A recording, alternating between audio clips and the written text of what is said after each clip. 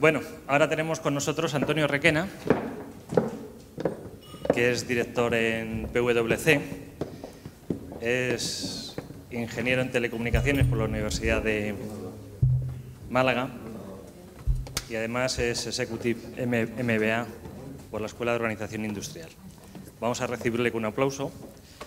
Y bueno, yo creo que va a tratar un tema bastante interesante que nos preocupa a todos, que es el tema del blockchain.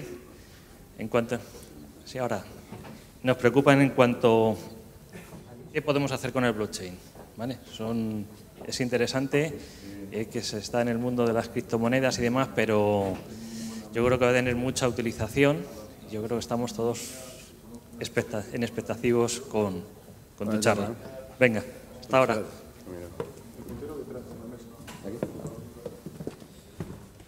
Muy buenas. ¿Se escucha bien? Sí. La verdad que la primera vez que estoy en un teatro. No sé si contar blockchain o dar un monólogo. Pero bueno, supongo será... Como soy el obstáculo hacia la comida, intentaré no ser demasiado pesado, ¿no? La charla intenta, por la intención, ya lo veis en el título, ¿no? O sea, ¿cambiará blockchain las reglas del juego? Es el bálsamo de Fierabras que hablaba en el Quijote. ¿Cómo nos va a afectar, no? Yo creo que afecta a todo, afecta a la industria, afecta a la auditoría. Hay sectores que parece que están, pues, que son más naturalmente afectados. Y quiero debatir con vosotros y que reflexionemos, ¿no? ¿Cuántos de los asistentes tiene bitcoins? Solo una persona, ¿no? Dos. Bueno, pues yo creo que este es un dato del grado de penetración que tiene la criptomoneda. Lo que también sí es cierto que blockchain no es bitcoin, blockchain no es criptomoneda solo, es mucho más y ahora iremos avanzando, ¿no? ¿Los que habéis levantado la mano lo habéis declarado a Hacienda? No me hace falta que me respondáis. Porque eso es uno de los temas regulatorios que veremos después, ¿no? De cómo está afectando la regulación y la adopción de nuevas tecnologías, ¿no? Desde la popularización en los 80 de los PCs, pues hemos tenido aproximadamente cada 10 años una revolución tecnológica.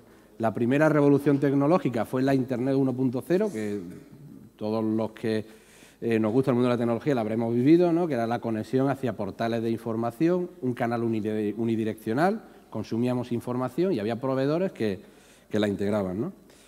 A comienzos del 2000 aproximadamente, pues tenemos la siguiente revolución, que es la Internet 2.0, la Internet de la información, como se conoce, ¿no? Cambia el concepto. El propio usuario, el propio internauta, es el que ayuda a crear los contenidos, el que interacciona de forma directa con las empresas y aparecen nuevos conceptos, como puede ser el prosumidor, ¿no? No consumimos información, sino que ayudamos a crearla. Y, de hecho, en la era de la información fue una auténtica revolución para aquellas empresas que vivían de la información. Pensad en tiendas de discos, no sé cuántas quedan, en librerías, cómo ha modificado el concepto, o medios editoriales, ¿no? La siguiente revolución que estamos viviendo ahora, con la oleada de la blockchain, es la Internet del valor, ¿no? Es decir, oye, hasta ahora Internet nos sirve para hacer transacciones económicas, pero no resuelve el problema de una confianza distribuida. Yo no puedo hacer transacciones de elementos de valor, como puede ser dinero, como puede ser títulos, como pueden ser acciones, sin resolver un problema que no sé si lo habéis escuchado, que es el doble gasto digital. Cuando yo envío un documento, envío una copia y me quedo con una propia, ¿eh? Pero cuando envío dinero, me tengo que asegurar de alguna manera que de forma automática el dinero ya no me pertenece a mí y que le ha llegado al destinatario, ¿no?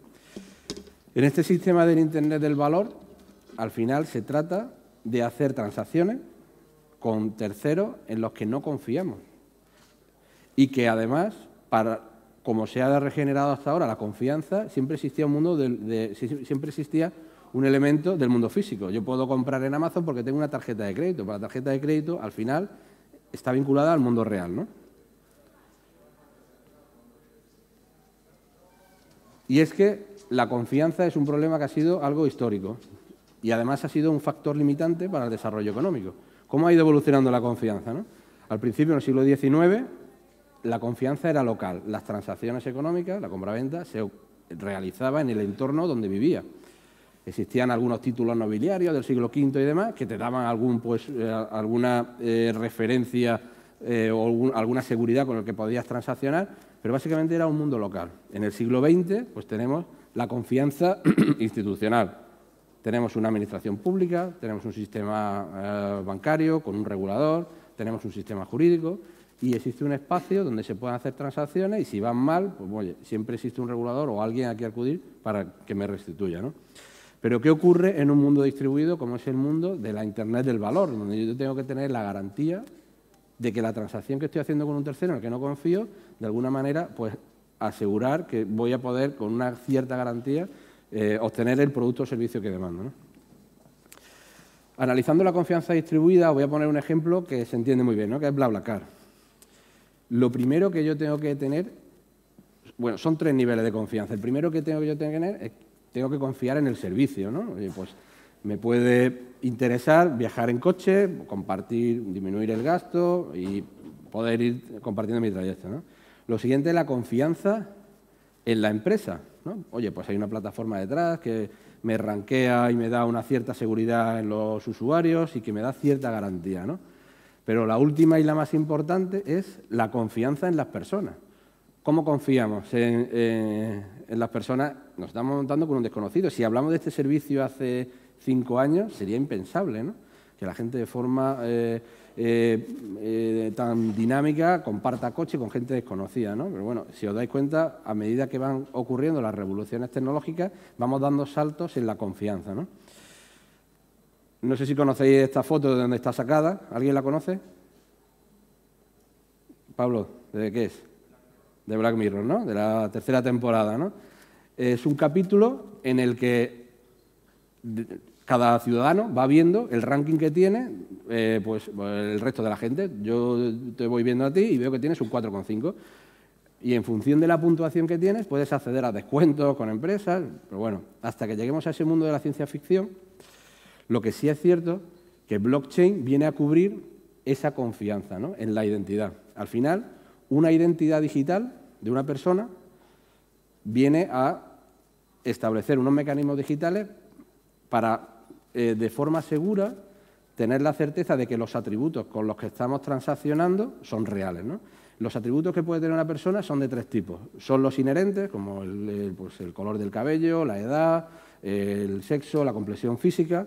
Tiene algunos adquiridos, como son pues, los expedientes académicos o el nivel de inglés que tiene o los idiomas que habla. Y otros que son pues, designados, como es el número del DNI o el número de teléfono, ¿no? Os dais cuenta que cuando, por ejemplo, accedemos a un espectáculo, nos piden a lo mejor el DNI, ¿no? O sea, es necesario que para yo acceder a un evento, el que está en la puerta mire mi nombre, apellido, mi número de DNI, el domicilio y el nombre de mis padres. Pues no tiene mucho sentido. ¿Por qué? Porque hasta ahora la identidad del mundo físico está ligada a una institución, como hemos visto antes, gubernamental, ¿no? Lo que permite blockchain es centrar la propiedad de los atributos en el propio usuario y que sea él, en función de cada transacción, cómo quiere utilizarlo. Por ejemplo, para venir aquí he venido utilizando MyTaxi. El conductor sabía que yo me llamaba Antonio Requena, pero ¿tiene sentido que me conozca? Al final, él tiene que saber que me llamo Antonio Requena porque existe una vinculación con el mundo físico, por la tarjeta de crédito, que es como le pago. Con el mundo de la blockchain, él podría ver que yo soy un usuario 1, 2, 3, 4 y tiene la garantía de que le voy a pagar porque estoy utilizando, que ahora lo veremos, un propio token de la blockchain. Entonces, él tiene la garantía de que yo me puedo montar porque sabe que voy a cobrar el servicio. Yo tengo la garantía que voy a recibir el servicio y que si lo recibo pago y si no lo recibo no pago. Y estoy utilizando solamente un atributo. Si yo tengo un accidente, entonces tendré asociado ese atributo a otro que pueda ser mi DNI o mi expediente médico para que si voy a un hospital puedan utilizarlo. Y si yo tengo que presentar una denuncia, pues que lo asocien con mi DNI. Pero si yo soy el propietario con un sistema distribuido donde puedo utilizar el atributo en función de cada actividad que haga, pues soy el propietario de mis datos, ¿no? Si os dais cuenta, esto va muy alineado con el nuevo reglamento europeo, que al final lo que se permite es que la privacidad y el dueño de los datos no sean las empresas con las que transacciono, sino que sea el propio usuario y que haya esa portabilidad, ¿no? Al final, blockchain viene a solucionar de forma muy sencilla los problemas de confianza distribuida para generar la siguiente revolución tecnológica en el mundo en el que vivimos, ¿no? Hasta ahora no he hablado todavía de Bitcoin ni de criptomonedas, si os dais cuenta, ¿no? Voy a simplificar mucho lo que es la cadena de bloques, no es el interés de una charla técnica, ¿no? Si pregunto de forma general, ¿tenéis claro lo que es la blockchain? ¿Alguien la tiene muy claro? El que tiene Bitcoin seguro. Y en líneas generales, esto es una tecnología que surgió en 2009. Estamos en el 17 ya, ¿eh? Por eso la pregunta, ¿no?, de si será la revolución o no. Simplificando mucho, la cadena de bloques es una base de datos. Una base de datos donde se escriben transacciones por usuarios que en la forma más sencilla son transacciones de un elemento que se utiliza para que funcione la blockchain, que es el token. Este famoso token, en el caso de la blockchain de Bitcoin, se llama Bitcoin y hay una asociación del token, pero que al final es un elemento tecnológico, con una moneda, ¿vale? Así de sencillo. Para utilizar, cada usuario tiene una clave pública y privada y cada vez que hay una transacción con la blockchain, gasta el token. Y en el caso de que el token esté asociado a una moneda, pues está gastando dinero, ¿no? Cada transacción se escribe en bloques y los bloques se van agregando uno tras otro, con la garantía de que toda la cadena, o sea, cada bloque está asociado al anterior por un mecanismo de cifrado y toda la cadena es inalterable. Además, esa base de datos, ese layer, es una base de datos simple, se replica n veces, de tal manera, bueno, porque ahí ya conseguimos otros mecanismos de evitar pues un ataque o evitar pues una modificación, porque cada vez si tienes que modificar un bloque de un nodo, pues se tiene que replicar en todos y no te deja, ¿no? Pues eso simplificando mucho. Una base de datos íntegra donde las transacciones se hacen con una clave pública y privada por cada usuario. Cada usuario puede tener muchas claves públicas y privadas. Este fue el origen inicial. Después piensan que esto puede dar mucha potencia y para meter lógica de negocio y trasladar los activos que hablábamos antes de la Internet del valor a la blockchain, pues se utilizan lo que se llaman los contratos inteligentes o los smart contracts, que lo único que es código asociado a un elemento de la vida real con unos atributos que funcionan de forma automática. Es decir, le damos vida digital a un activo. Os pongo un ejemplo. Imaginaros una póliza, un seguro. Yo contrato un seguro de viaje, de vuelo. Si ese seguro es un smart contract, pues automáticamente yo le puedo dar algunos atributos para que detecte cuando el avión despega y se active la póliza. Y cuando aterrice, se desactive. Y además, que el cobro me lo haga si el avión despega y que si no despega, pues no me haga el cobro.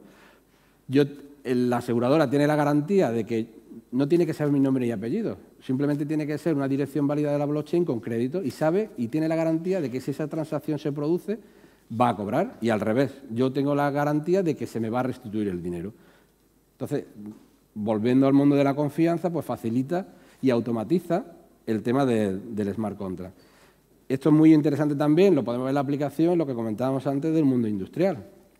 Imaginad que el bastionado o la configuración de una escada, en vez de tener que actualizarlo o hacer un repaso aplicando parches, se lee de una blockchain que es inalterable. Tiene múltiples aplicaciones, ¿no? Las características principales de la blockchain es que es automático, por el tema de los smart contracts, puede haber interacciones que son de forma donde no tiene que intervenir ninguna actuación humana. Es inmutable porque cada bloque que se escribe no se puede modificar. Es perpetuo, bueno, siempre que exista la blockchain, ¿no?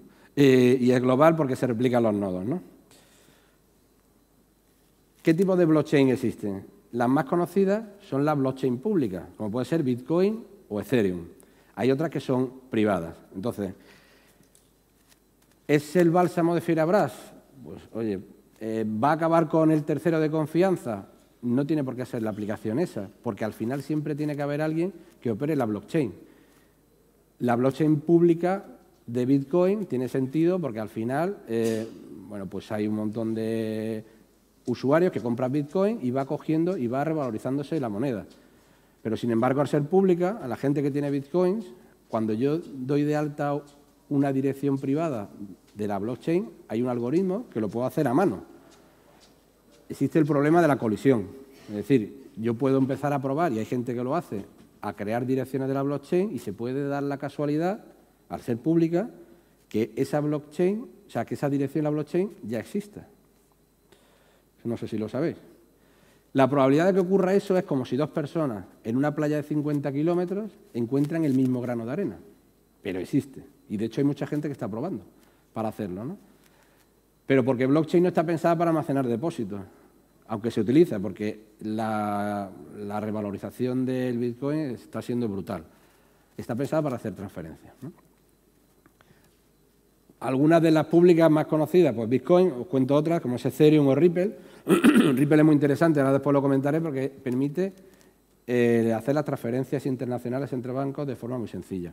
Y luego hay otras privadas, como Hyperledger o Ethereum montado en as a Service, ¿no?, que da Microsoft, o Hyperledger que da IBM, hay varios consorcios.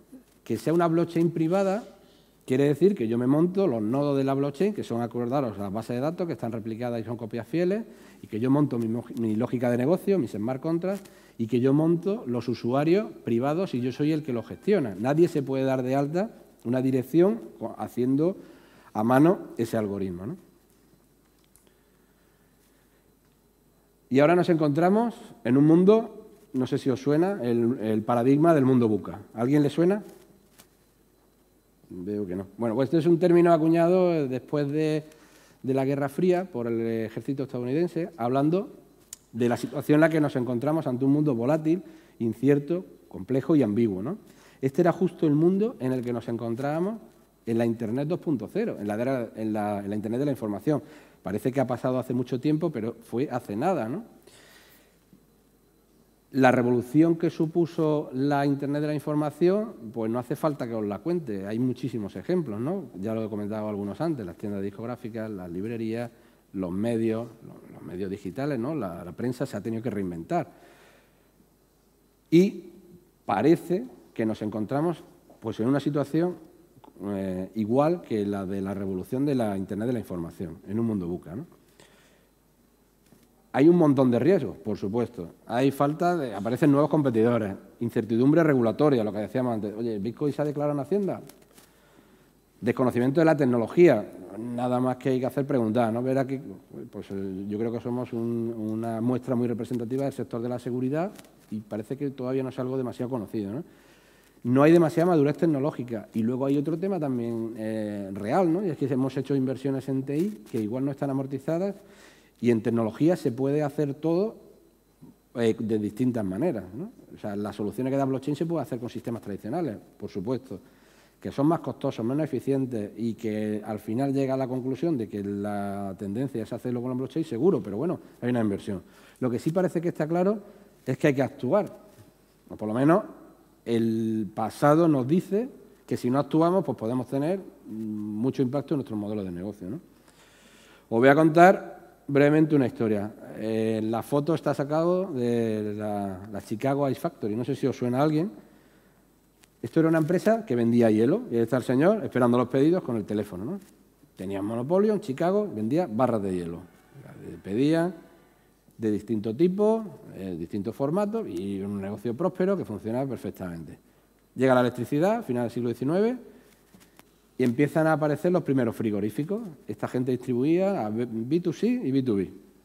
Con la llegada de los frigoríficos se van comoditizando y va llegando hasta el último hogar. ¿Qué va haciendo la Chicago Ice Factory? Pues se da cuenta que tiene que mejorar su cadena de distribución. Empieza a vender hielo fuera de Chicago. Empieza a optimizar sus procesos. ¿Y qué ocurre al final? Que no puede competir con la revolución que supuso el frigorífico, ¿no? ¿Cuál fue el problema de la Chicago Ice Factory? Darse cuenta de que su negocio no era la venta de hielo, era la venta de frío. ¿Qué está ocurriendo ahora? Y además pongo un ejemplo que es el más conocido en el sector financiero. ¿Cuál es el negocio del banco? ¿La venta o la movilización de dinero o la venta y movilización de activos? Seguramente vaya por la segunda parte. Y se está moviendo, y la banca se está moviendo bien y está adoptando y está siendo pionero en la utilización de la blockchain, ¿no? De forma muy sencilla, en servicios tradicionales, la posibilidad con servicios financieros, ¿no?, utilizando blockchain, pues son múltiples. El mayor movimiento de dinero se realiza a través de remesas. La remesa, no sé si alguien que está aquí la ha tenido que sufrir, hacer una remesa, ¿no? Si tiene que hacer un envío internacional, el coste y el tiempo, estamos hablando de cuestión de días, en algunos casos 4 o 5 días. Hay algunas pruebas y hay algunos bancos españoles que lo han anunciado en abril, que están utilizando Ripple, que era la criptomoneda que habíamos comentado antes, y se está haciendo la transacción en tiempo real. Es brutal. Luego vendrá la regulación, luego vendrá cómo tributamos, pero luego vendrán las comisiones entre todos los bancos, seguro. Pero estamos hablando de una solución de alguien que envía dinero que tardaba 4 o 5 días a que sea a tiempo real.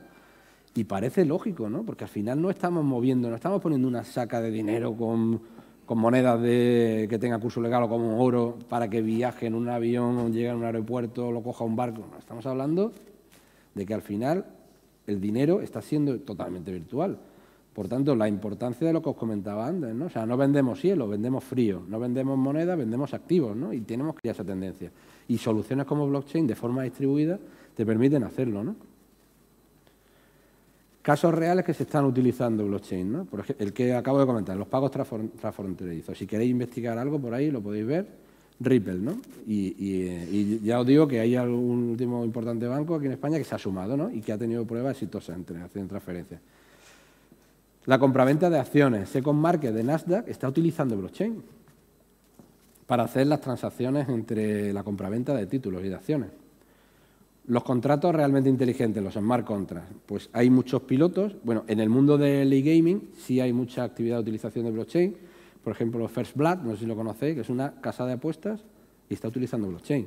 O para la utilización de la compra y venta en el juego de poderes o de bloquear algunas pantallas, se está utilizando también blockchain, ¿no? Porque al final elimina, pues en este caso, y no elimina al tercero, porque muchas veces, no, elimina al intermediario, no, o sea, el que provee la blockchain es el tercero.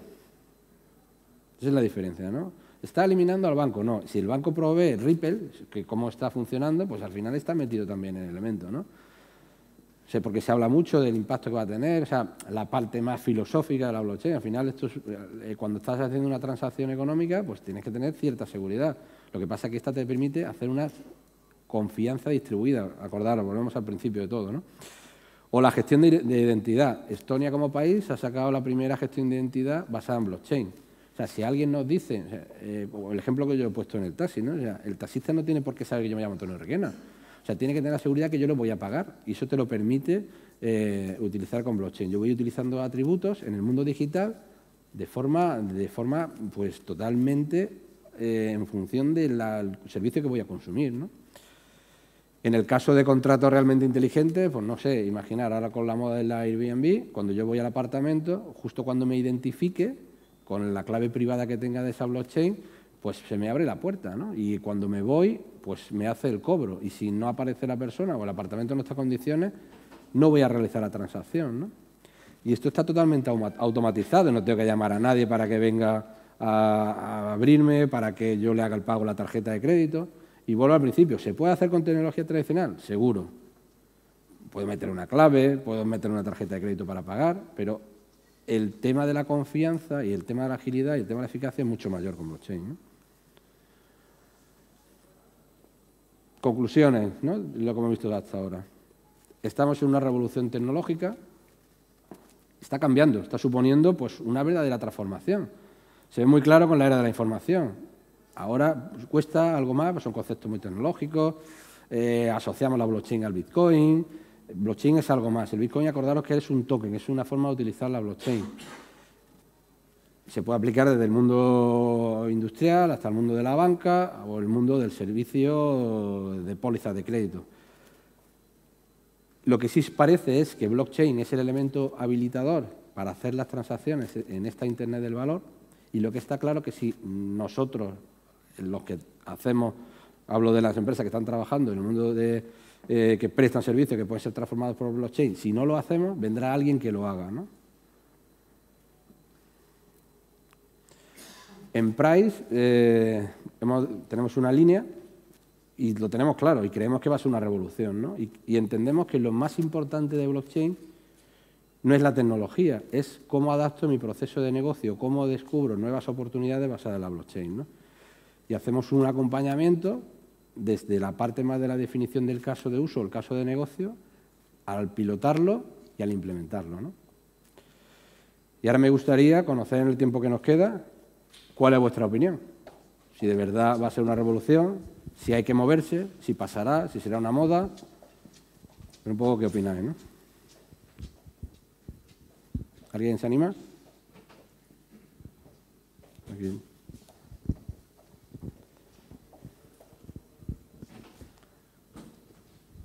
Buenos días, Antonio. Mi nombre es Juan Cornago y soy de la empresa SIA. Me ha parecido muy revelador el enfoque que le has dado al blockchain, porque si hacemos el símil, yo haría el símil como que el blockchain es el camión y la carga, que sea el Bitcoin o el Ripple o lo que sea el contenido que lleva. Pero precisamente en el mundo en el que nos enfrentamos, donde lo verdaderamente importante será la protección de la identidad y la protección del dato, yo siempre he visto el blockchain como la forma de proteger una identidad en todo el mundo. Es decir, lo que tú has dicho del taxi, de pagar el taxista está bien, pero a mí no me interesa que el taxista sepa que le voy a pagar. Me interesa que el taxista sepa que quiero que me abra la puerta, que no me la abra, que lleve la temperatura a tal o la radio de tal puesta, o me interesa que si entro en un comercio me ofrezcan los productos que voy a comprar.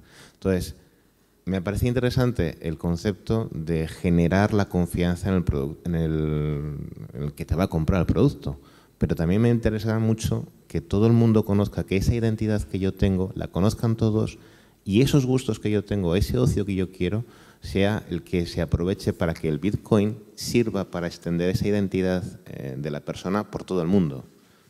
No sé un poco si lo ves un poco contradictorio a lo que tú estás un poco comentando, o si lo ves posible como el elemento dinamizador de la identidad. Claro, perfectamente. O sea, es que es compatible muchas gracias por la pregunta, de nada. Y lo que estás comentando es muy interesante. Lo que yo comento es que tú puedes utilizar los atributos de manera anónima. Claro que sí. O sea, tú puedes tener un montón de atributos y decir que te gusta la música de tal tipo, que te gusta la ropa tal, que te interesan los viajes a cierta parte del mundo, o que incluso pues tienes alergias a determinados medicamentos. La cosa es que cuando yo interacciono con un servicio, utilizo aquellos atributos que quiero utilizar y dejo que los utilicen para que aprendan y me ofrezcan servicios que se adapten perfectamente a lo que yo necesito. Pero lo que yo, es justo la solución, pero además establezco una barrera hacia aquellos atributos que no quiero que conozcan. ¿Qué problema hay ahora mismo? Es que si tú quieres, al final, esos atributos, ¿quién los posee? Los posee de terceros, que pueden, en función del servicio que tú hayas consumido, por ejemplo, en Amazon o la búsqueda de Google, tiene toda esa información, o una empresa de determinado servicio. Pero tiene toda la información y la asocia hasta tu persona física. Y yo lo que quiero es, lo que permite blockchain es separar y utilizar la identidad digital de forma mucho más racional. Yo utilizo aquellos atributos, además incluso los puedo vender. O sea, oye, pues mira, hay empresas farmacéuticas, empresas que investiguen en función de, pues, oye, patologías, enfermedades, alergias, tal. O sea, yo puedo ceder mis datos para que los exploten sin saber, nadie tiene por qué saber cuál es la persona que está detrás. Porque yo me puedo generar una dirección de blockchain a mano en un papel, porque soy un algoritmo. Y eso nadie sabe quién es detrás. Perfectamente. Sí.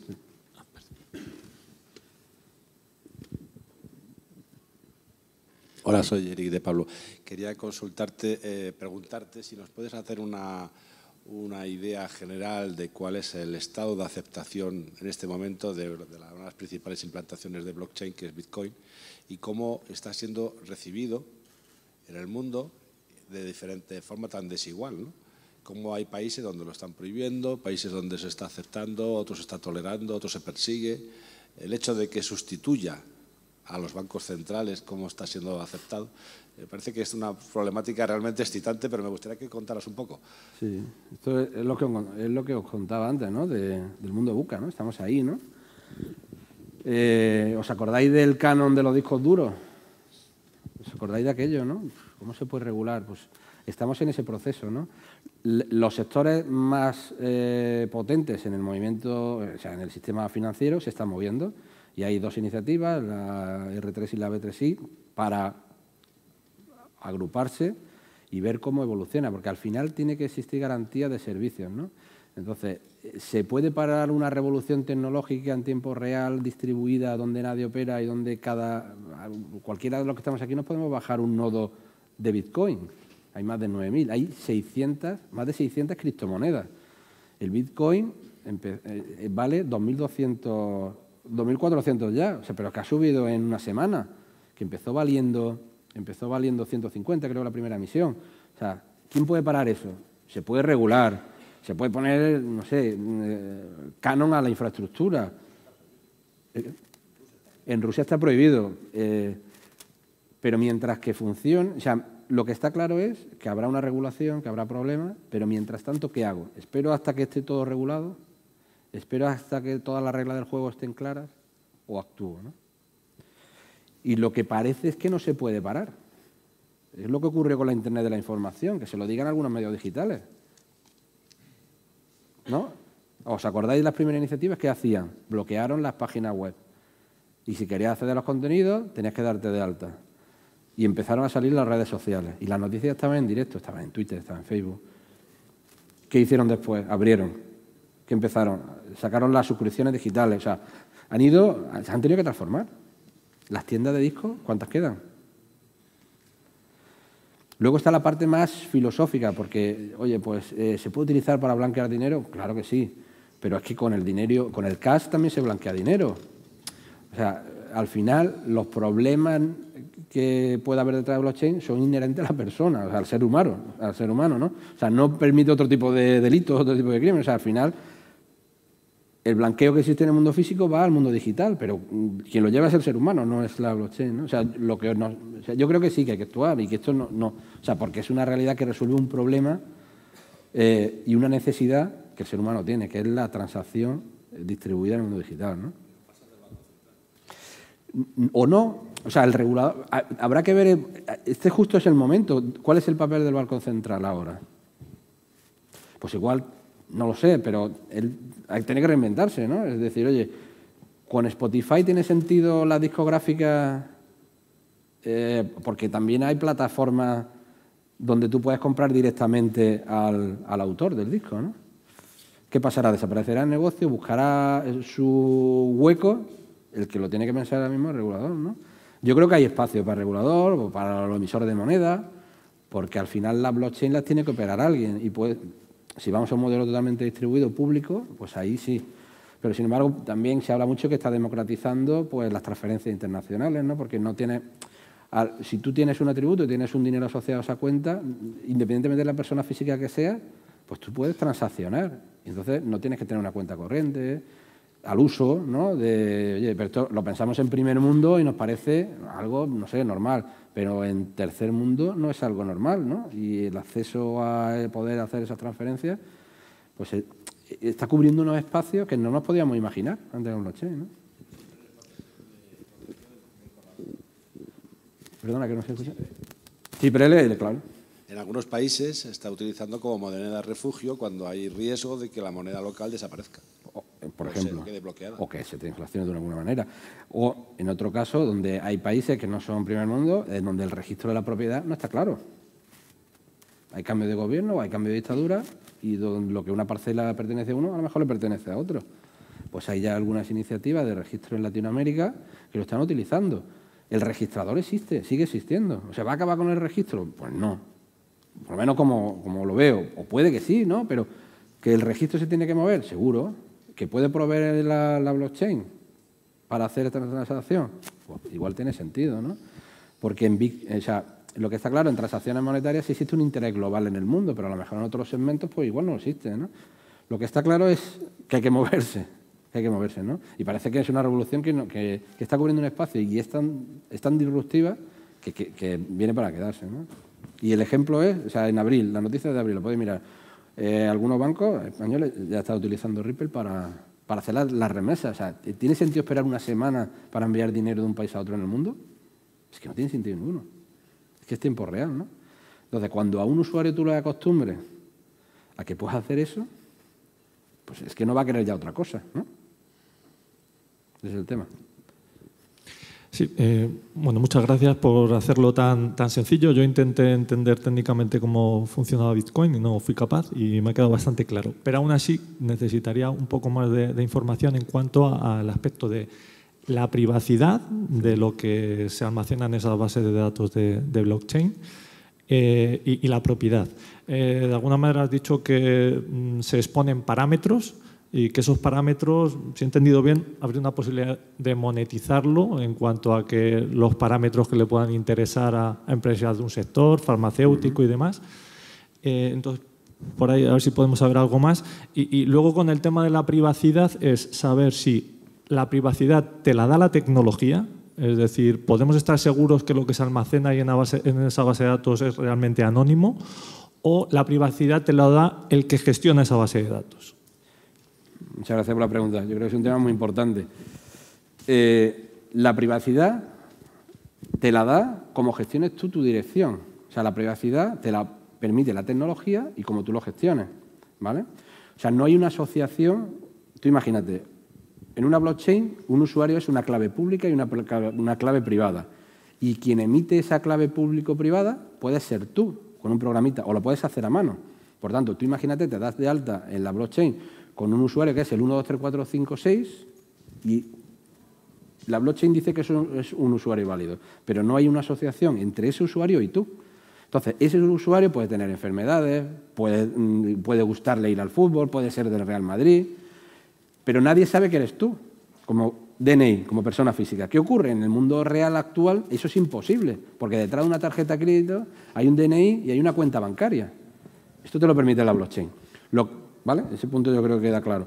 Ahora, lo que escribes en la blockchain ya lo puedes escribir en claro porque te interesa, que es el tema de Bitcoin, porque te interesa saber que el usuario que hace una transferencia de 10 Bitcoin, tiene un saldo de 20 y puede hacerlo, entonces tiene que ser público, o lo puedes cifrar.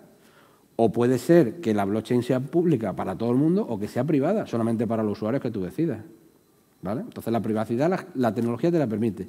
Lo que sí te permite la tecnología, y eso sí es disruptivo, es en esa utilización mediante clave privada, de que esa transacción que tú haces ahí no es inalterable, inmutable y además está repartida de forma global, ¿vale? Ahora bien, si tú publicas y haces una transferencia y tú dices que el usuario 12345 se corresponde con el DNI y tal, eso lo puedes escribir en la blockchain, pues ya asocian esa dirección. Entonces, todo lo que tú escribas ahí está asociado a tu DNI. Pero eso es algo que tú gestionas. La tecnología te permite esa anonimización.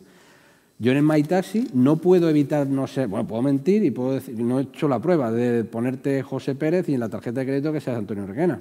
No lo he probado. ¿Alguien lo ha probado? ¿Y funciona? Funciona. Pues está mal implementado, ¿vale? Está mal implementado. No debería funcionar porque hay una asociación directa entre la tarjeta que está pagando y el usuario que está viajando. Pero sin embargo en blockchain sí, yo puedo ser un usuario de la blockchain que tengo crédito en la MyTaxiCoin o en la Bitcoin o en la FNMT Coin y estoy utilizando el servicio y sabe que cuando yo me monto que voy a tener dinero para pagar y a él le da igual quién yo sea o que la tarjeta de crédito que tenga. ¿Queda claro? Es que es un tema... He intentado que sea muy divulgativo para alejarme de la tecnología para que se entienda la funcionalidad que cubre, ¿no?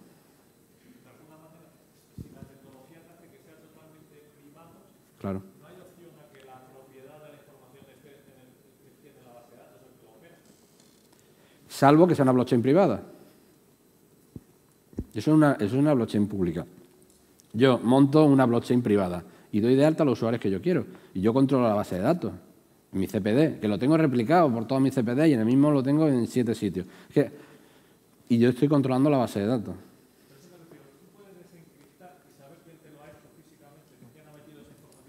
Yo sé qué dirección ha escrito qué transacción, pero la asociación de esa dirección con la persona, esa no la conozco, si él no quiere que la conozca. Y ahora empezamos a darle una vuelta y dice, joder, esto es cojonudo, si yo tengo aquí dinero que puedo comprar Bitcoin y yo me hago una dirección a mano en un papel y ahí guardo 20.000 euros en Bitcoin y no lo sabe nadie. Hombre, estaría bien si hacéis eso, que le dejéis el papel a la señora o a alguien, que por si os pasa algo, ¿no? Porque si no, ese dinero no sabe nadie de quién es. Y ya empezamos a darle vuelta a la cabeza, joder, pues blanqueo de dinero, tal. Vale, pero eso ocurre en el mundo real. El que lo quiera hacer en el mundo real lo va a hacer en el mundo virtual. No está orientado a hacer una moneda para vivir en el mundo del underground, ¿no? De la deep web, ¿no?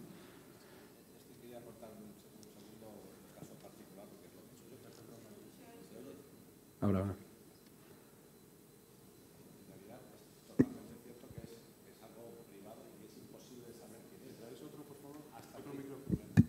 Acércate un poco. Pero el problema ocurre cuando realmente quieres entrar en el circuito y meter dinero. Claro. Es decir, hasta que te has definido, eres una persona abstracta, no eres nadie. Es una cosa absolutamente abstracta. Pero de momento tienes dinero en el bolsillo, nada más. Quieres meter dinero en forma de bitcoins en el circuito y ahí es donde la has liado. Tienes que ir a algún lugar en donde te admitan la entrada de dinero físico para convertirlo a bitcoins. Y hasta ahí no hay nada, porque te preguntan solamente cuál es tu código. Y ese código es una cosa que no hay forma de identificar lo que es. Pero claro, tú le quieres seguir luego la pista a ese dinero, porque es tuyo, y lo quieres luego poder recuperar. Y a partir de ese momento es donde empiezan los problemas, porque tienes que descargarte o utilizar algún tipo de programa que sea capaz de localizar cómo anda tu dinero y dónde está y todo lo demás. Si ha sido ya validado o no. Por ejemplo, el mío ha sido validado 34.000 veces, lo acabo de ver. Metí 50 euros, no te creas que metí mucho. O sea, que Hacienda de momento creo que no me va a perseguir. pero esos 50 euros valen ya casi 200. O sea, claro, una cosa alucinante. Entonces, en el momento en que tú te descargas una aplicación para poder gestionar ese dinero, una aplicación de teléfono móvil o de PC o de web, que hay muchos modelos, en ese momento la empresa que tiene esa aplicación normalmente, salvo casos excepcionales, te exige que te identifiques. Y en ese momento ya sí existe una asociación a tu hash, o a tu clave pública, con tu nombre. Que normalmente el servicio que te ofrece esa empresa suele ser un servicio discreto, pero ya no hay esa anonimicidad total. A partir de ese momento, que no tienes por qué hacerlo, sí, pero entonces vete a seguir en la pista tu dinero. ¿Dónde anda? Claro, pero eso es al final como si tú puedes tener dinero en tu casa, debajo del colchón. Y mientras que ese dinero no quieras pagar, comprar y hacer cosas, lo puedes utilizar. Pues esto es igual. O sea, al final, pensar que el mundo virtual al final sustituye al mundo real, ¿no? Si tú quieres comprarte una casa con Bitcoin, pues te tendrás que identificar en algún momento, porque tu dirección privada de la blockchain o tu dirección pública, en algún momento tiene que existir un título de propiedad, tienes que identificarte en el mundo real. Pero hasta ese momento tú puedes hacer transacciones, puedes comprar, vender Bitcoin y estás utilizando... Claro, aquí hay un cajero, aquí al lado. Incluso de privacidad, el aspecto ético. Correcto. Lo que estábamos hablando, por ejemplo, que es muy goloso para las aseguradoras, conocer datos de salud de una persona. Pero es mejor, es una oportunidad si de se negocio extiende buenísima. esto y la gente va a recibir servicios médicos, pues eso, sanidad privada, vía blockchain, pues esos son datos golosos y es lo que quería también saber. Claro, pero es muy interesante. ¿Pero a ti no te interesaría que te ofreciera servicio? O sea, sin saber que eres tú. Tú eres una dirección privada y una pública. Y a esa dirección pública que tiene alergias, que tiene roto el menisco, que tal, le ofrecen un servicio de calidad, sin que esté identificado a ti. Claro, pues ahí la respuesta sería, como casi toda la vida, depende. Depende Si del tengo una usuario. salud de hierro y eso me supone que me va a costar muy poquito la póliza, es estupendo. Claro. Pero si soy un pobre desgraciado que tengo una carga genética que no es la mejor del mundo, estoy jodido, hablando... No, claramente. pero nadie sabe, pero eso es a ese usuario. Pero no tienes por qué vincularte tú a usuario. O sea, estarían dando esos servicios más caros a ese usuario, a esa dirección privada, con la clave pública. Pero no, y luego ya está la ética, pero eso te pasa también en el mundo real. Porque cuando tú te das de alta una póliza de salud, te hacen rellenar un formulario. Claro, es exactamente igual. O sea, no te viene a complicar algo, o sea, todo lo contrario, te viene a facilitar de forma anónima, o sea, no tienes la barrera respecto a la identidad, a la persona física o persona jurídica, y tienes un conjunto de atributos que tú ofreces y que tú controlas, ¿no? Te pongo el ejemplo de la entrada, o sea, tú vas a un concierto y no tienes que saber cómo se llaman tus padres. Claro, pero Que esa es te la miran el cuestión. DNI. Has dicho que tú controlas. Tú yo controlas pienso tu que información. tú estás en el control de esa información que facilitas si realmente la tecnología permite que de forma efectiva eso sea anónimo Es así, en la base de es así. datos. Por ahí va la pregunta. Pero si luego a nivel técnico el administrador de la base de datos puede coger y sacar la información de alguna manera, aunque sea una cadena larga, de que soy Carlos González, pues No puede. ¿Sí? ¿Alguna pregunta más? Yo que sé, por aquí. ¿Qué? Estamos ya fuera de hora, si me dice. Ahora. Pues muchas gracias por vuestra atención. Me tenéis para lo que queráis. Os dejo.